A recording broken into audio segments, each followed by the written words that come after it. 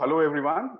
I am Utkarsh from the sports school, and today I am in conversation with Indian swimmer and Olympian Shikha Tandon, who is also a part of our sports advisory board. Welcome, Shikha. Thanks, Utkarsh. Thanks for having me. It's very grateful of you to take out time for us today. I know it's early morning right there, and you have a day to start, but still you have taken out time for us. That's very grateful of you. Absolutely. Anytime. So I'll jump right in. So your journey as a swimmer started at a very young age. What exactly was your motivation that drove you towards the game? I mean, at such a young age, it's not easy to comprehend that what you want to do, right? So, what was your motivation? I think for me, I was always self-motivated, even as a kid. When I was much younger, I was always athletic. I always wanted to be outside, running around, playing something. I actually wanted to be a runner when I was 7 or 8 years old.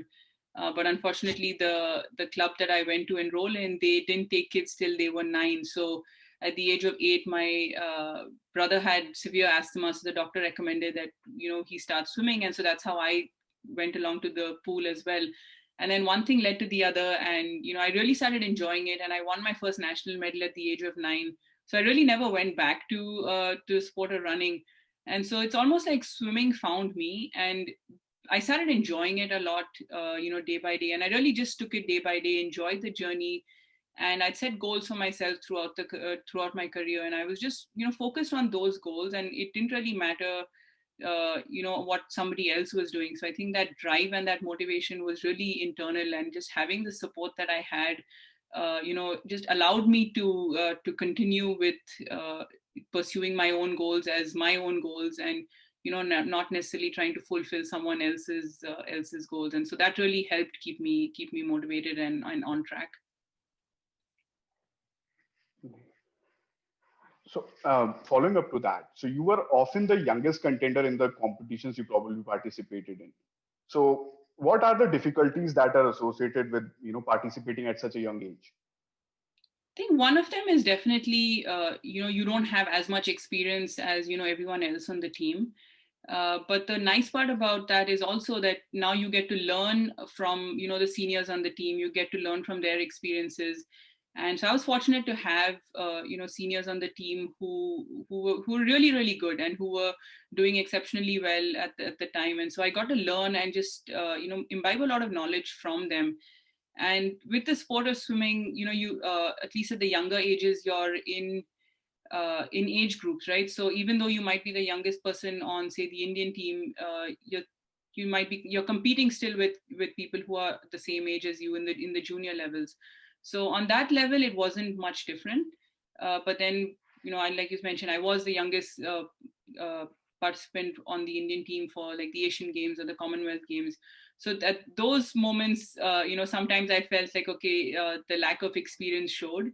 But it also on some level helped me with performing, because I didn't have any expectations, external expectations, apart from whatever my goals were. And also because it was also brand new for me, it was an exciting experience, it was a learning opportunity, and that's really how I approached it. So there were multiple benefits, in fact, to being the youngest sometimes on the team. That's interesting. That's actually That's a very interesting take on the question.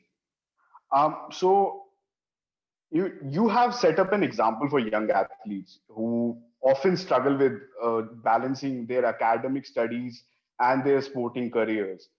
So, what tips that you can give out to our students at the sports school who juggle simultaneously both of them and learn at the same time? So I've always believed that learning comes both from your sport as well as your academics. It's a different type of learning, and things that I learned being an athlete, being a swimmer, those are things which I will never learn from a textbook, and vice versa.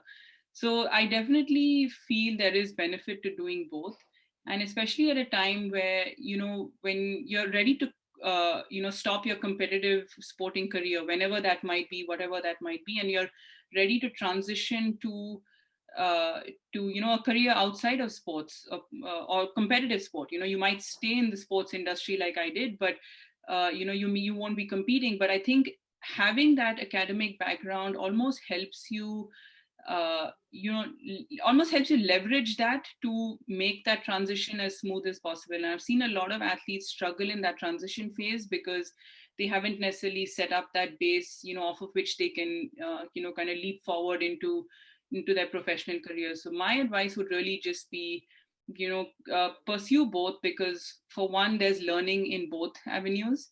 And also that learning helps you, even after you've decided to quit your competitive sports. So I think what the sports school is doing and encouraging, student athletes, which is basically someone that pursues a sporting career as well as an academic career simultaneously. And I think these are the people that do end up being really successful because they are able to leverage both those verticals, for life, literally. That's right. Um, so again, in all honesty, being a female athlete at the time, not as compared to the times we are right now, which has a lot more support, from families and government per se. During the time period when you actually competed, it was pretty challenging. And I mean, what has been your experience like being a female athlete? And is there something that you would like to change about the system that exists? Like you mentioned, I mean, now things are a lot different than what they were when I was competing. And I think back then, just the lack of having, a larger number of women swimmers on the team. So there would be a lot of times where I would be the only girl on the team. And when we were traveling internationally, a lot of times the coaches are all male coaches. And the way things are set up is that, even at national camps, the women, live separately from the male athletes. So there's an element of, just slight isolation when you're in these national camps, which I think can get challenging, especially if you're a younger athlete. But I think the other aspects are really, like women or girls mature slightly earlier than boys. So how do you navigate that puberty phase? How do you for women, there's menstruation. How do you navigate that phase? And how do you have those conversations? Because when you're 12, 13, 14, those are, not the most comfortable conversations to have. And so being able to talk openly with your coach, being able to discuss certain elements of your physiology and how you're feeling and how you can modify potentially your training for the day. I think those are some of the challenges which, not only happen in the sport of swimming, but also, just across different sports. And those are very specific to women athletes. Those are little avenues that you have to navigate, which are different. So I think those were definitely some of the challenges that I saw around me. My teammates from other clubs, just other states. But I think things are changing now. The conversations are a lot more open. People are willing to have those conversations. There's a lot more information out there where people can go and surf the internet, read about it. So I think those are definitely helping. And also we have a lot of role model Indian women athletes now who the younger generation looks up to, and who they want to be like them. And so they're setting the bar really high, and they're almost paving the way for the next few generations of athletes, women athletes in India. So I think that's been a really, really positive step, and people, general public, are beginning to take notice now. The women athletes are household names in India, which maybe wasn't the case a couple of decades back. And so those are changes which are definitely positive. So hoping all that continues. Yeah, the hope persists. So, as per your opinion, the swimming in India deserves gets the kind of recognition that it deserves. And what do you think government can do? What role that they can play in spreading awareness about the sport? So swimming is a very unique sport. It's not just a sport; it's like a life skill. And we have so many people that live around water bodies across India. And so I think one of the things we could definitely do better is, pushing the sport forward, not just as a competitive sport, but more as a life skill, which could be truly valuable for, everyone in the country. And in terms of competitive swimming, we have a lot more, we're a lot more closer to international timings or level timings than we have ever been. Like even for the Tokyo Olympics, we have a lot more swimmers who have made the P qualifying time. We have a couple of swimmers who are closer to the A qualifying time, which hasn't happened in the past. So in terms of the way the sport competitively is moving forward is definitely a positive. And so if we can get more encouragement, more support to these younger athletes, similar to other sports, then we can help them navigate their journeys right from a younger age, and make it to that international level, which they really are capable of being in. Right. So you work very closely with USADA. And can you share your experience and how it is changing the face of sports across different disciplines? So I worked at USADA when I graduated from college. I worked there for about 5 years, and my role there was on the science team. So I would help out a lot with the research and science side of things. And being an athlete, being drug tested a lot throughout my career, that gave me a sense for what the athlete side of drug testing looks like. And working at USADA gave me the opportunity to see things from an agency standpoint and learn a lot more about the testing processes and just how the system works. And it's stuff like this is definitely needed, because at the end of the day, athletes train really, really hard. And when you're standing at the start line, you want to know that you have the same opportunity at that medal as the person next to you, and you want it to be a level playing field. And so I think the role of USADA or any anti-doping agencies is really, really important when it comes to leveling the playing field and just making sure that all athletes have a fair chance. And there's also a very huge health element to it. Taking performance enhancing drugs affects your health negatively, maybe if not the short term, but definitely in the long term. So it's a combination of one, keeping sports clean, and also keeping athletes healthy throughout their life and throughout their careers. And so it was definitely a great learning experience for me.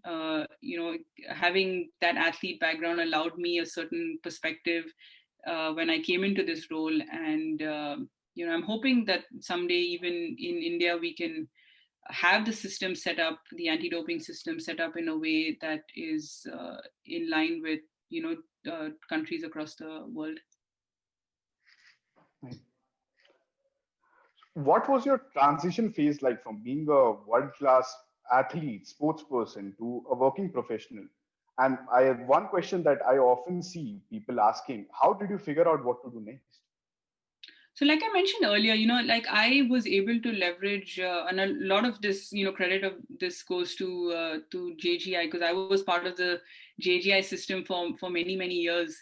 And so they allowed me and supported me enough to pursue that academic path that I was interested in, which was the biosciences, and also allowed me to pursue my swimming career. So when it came time for me to step out of those competitive swim shoes and transition into a professional career, uh, I already had that education. And so having that ready almost allowed me to just step from one platform to the other and continue on the path. And so that definitely helped me a lot. So it shortened that transition phase quite a bit for me. And also just being an athlete, I was always interested in how the body works, performance related. And so that also kind of pushed and fueled my interest in biology. So even when I was competing, they kind of both worked hand in hand. And so when I decided to quit competitive swimming, I knew that I still wanted to be involved in sport. I still wanted to be involved in the biosciences. And so just having that clarity because of the experiences that I had definitely helped, me decide the professional path that I wanted to take. Right. So this particular question I'm personally very interested in. So a career in sports analytics is very unique. It's not something that existed a few decades ago, a few years ago, in fact. So can you share with our viewers what a little bit about what you do and what does one require to pursue a career in the same? So I'm involved with a startup called Silicon Valley Exercise Analytics. It's called Svexa. And what we do is, like you mentioned, like analytics, a couple of decades ago was not as common as it is now. And now, because of the way technology has advanced, and wearables, and just the ability to collect the amount of data, is very unique, and we can get data from so many different streams, and athletes and coaches are now beginning to leverage that data when they think about training and performance. And so where we come in is we help athletes and coaches who collect all of this data, help them make sense of this data, and almost move it from data to information to insight. So using that insight, you can modify or optimize an athlete's training day to day, because you're different from me. How I recover today is different from how I recovered yesterday. And so just giving the same workout to all the different athletes on the team is not the most optimum way of training, if you want to, especially if you want to achieve peak performance. So we help them modify that training day to day, so that think about it like you have 100% of effort to give today. We help you, and how do you use that 100% effort to the most optimal, or in the most optimal way, so that you can achieve your goals in the timeframes that really you want to achieve them. So that's where it is. And in terms of pursuing that career, having that sports background helped, because now I understand how coaches work, how athletes work, and how training works. But also having the background in the biosciences helps, because now I understand physiology and I understand how the human body works. But also, it's really about modifying and almost like staying up to date with what's going on, because every day there's new things coming out. So I think having an open mind to just be receptive to all these new things coming out, being open to learning and continuously learning. And I think that's something that most athletes have, because you're always trying to be better than you were the previous day. So you're always striving to do a little bit more and a little bit better. And so you're learning, you're learning every single day. So I think that's, like I said, it's the life skill that you then transfer into your professional career. And that's where this comes in, where you're constantly learning, you're constantly staying up to date. And so people trying to pursue a career in one of these sports fields, is the key is really to keep learning and to keep staying up to date, because it's almost like new opportunities open up every single day, because the sport industry is just growing at such a rapid pace. Right. That's very interesting. That's very interesting. So the sports school is India's first integrated school for both sports and academics. I mean, what has your journey been like with us, and what is your vision for the future?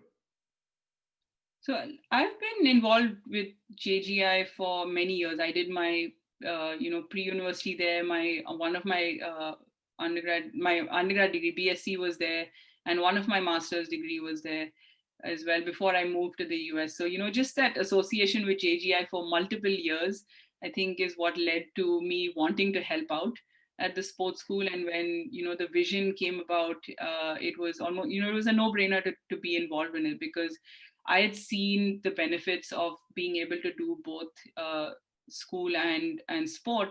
And so I really wanted to give back to the athlete community in that way, and help them leverage. And it's like you said, it's a very common question, especially in India, where the system is not yet set up to allow student athletes to pursue both careers. So this opportunity, definitely allows uh, upcoming athletes to, not have to worry about, how am I going to do my academics while competing. So I think a system like this helps athletes pursue both.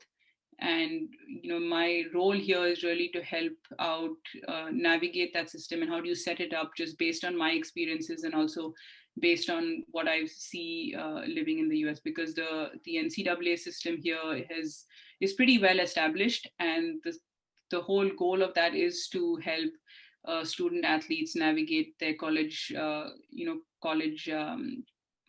subjects, and also navigate their sports simultaneously, and perform at a competitive level. So that's really where I come in, and I think really looking forward to what's ahead, because the goal is really to get all athletes to be student athletes, because then that's when they can really leverage their true potential, within the classroom as well as on the playing field.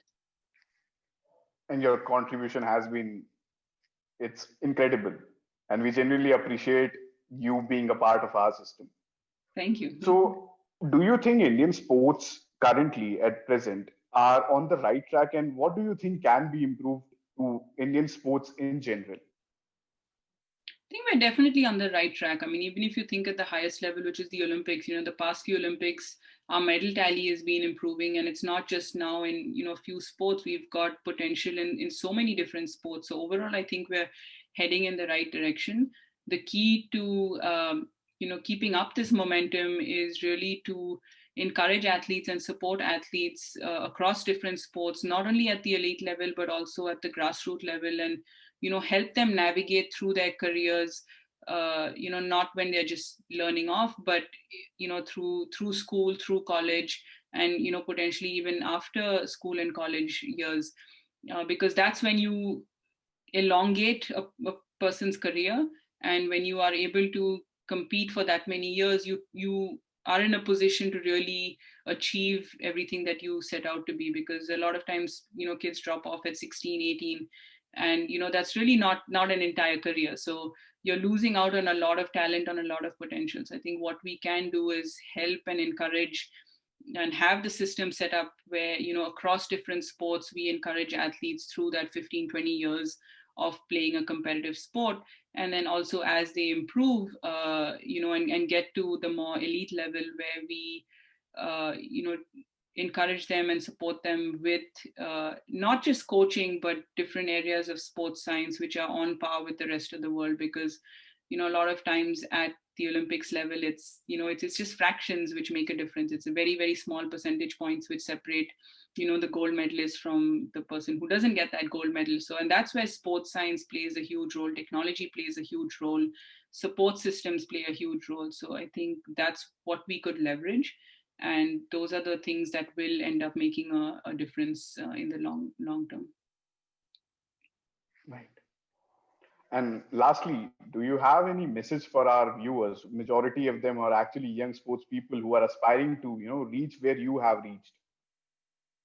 It's really just set goals for yourself, and don't be shy to set goals for yourself, no matter what they are, and then just work as hard as you possibly can to achieve them. But I think most importantly is to have fun in that journey, because if you're not having fun, no matter what it is, whether you're going to work or whether you're going to play a sport, if you're not having fun, it's just going to be really hard to motivate yourself. It's going to be really hard to give that 100%.